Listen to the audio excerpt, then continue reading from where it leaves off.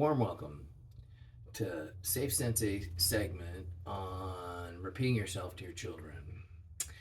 In this video, we're going to talk about sound and our voice and how to speak to our kids so that they hear us and remember what we say the first time, or any people for that matter.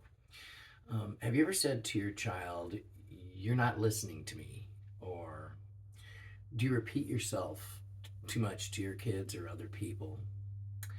Sometimes the reason people repeat themselves to their children is they're kind. They want to make sure the child really understands 12 different reasons not to run with scissors.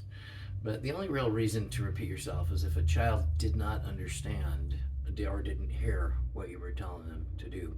There's only two things you can tell your child to do or stop or don't do. And the children are listening to you. They're just choosing not to do what you tell them to. They do tune you out after several times of you repeating yourself. When we repeat ourselves to our children, we teach them we did not mean what we say the first time. And they don't feel safe. They don't feel like we mean what we say, and they want to negotiate or become angry or control the conversation.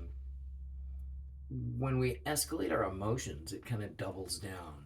Teaching them we really don't mean what we say until we become angry or emotional is kind of the next stage of them tuning us out or just choosing not to do what we tell them to.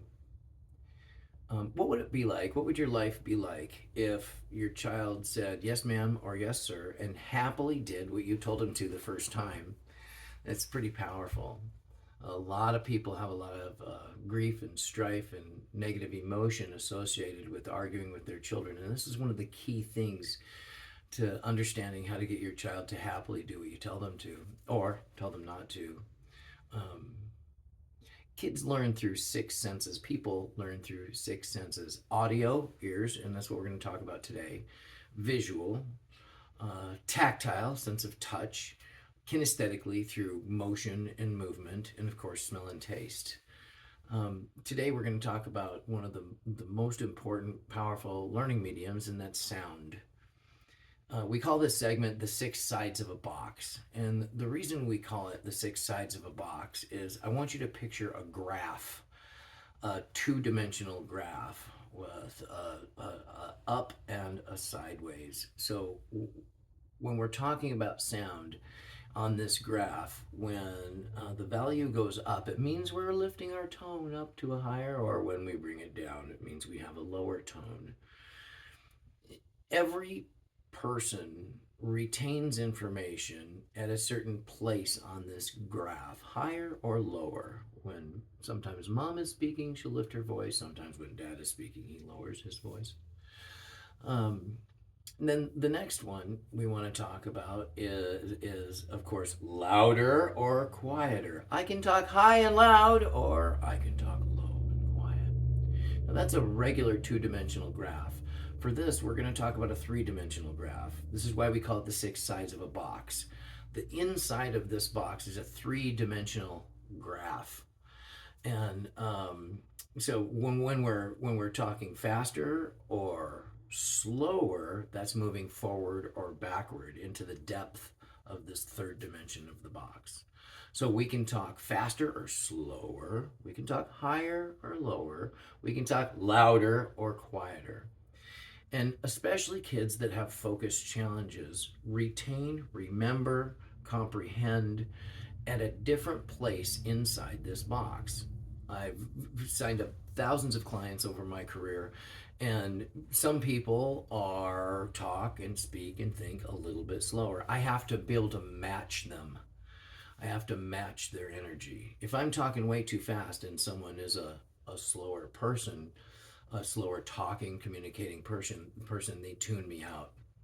At the same time, if somebody like the H in ADHD, somebody's a little bit faster wired, and I talk too slow, they have less than positive emotion that disallows them to remember the information I'm giving them.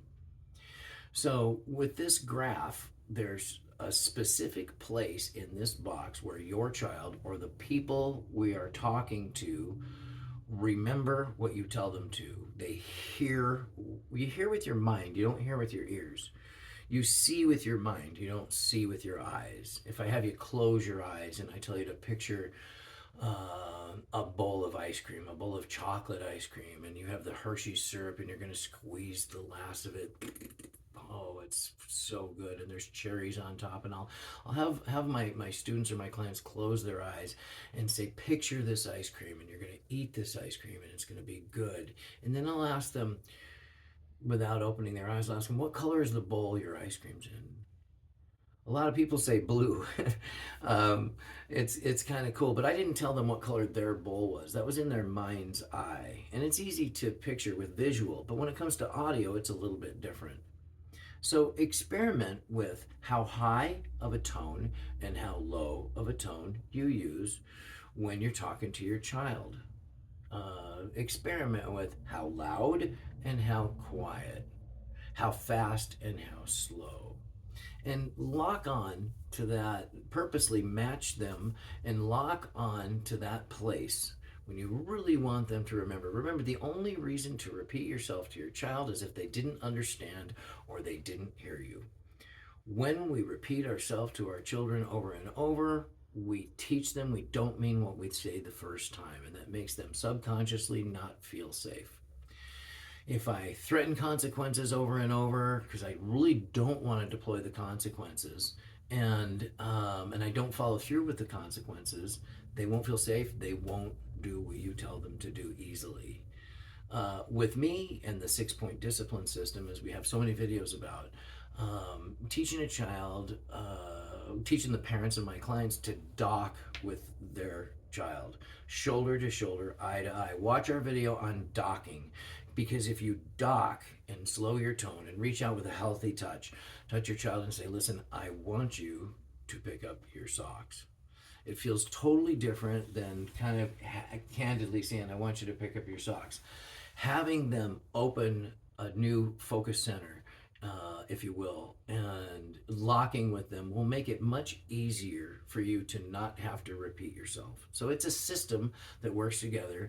The 6 sides of a box is one element of the 6-point praise and consequence system that we teach at Safe Sensei.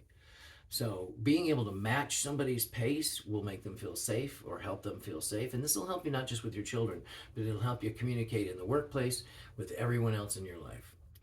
I sure hope you got value out of this. It's good stuff, and it'll help you be the best communicator you can be. Please refer to some of our other videos about having a healthy consequence list, switching your mindset from punishments to natural consequences can make all the difference in the world.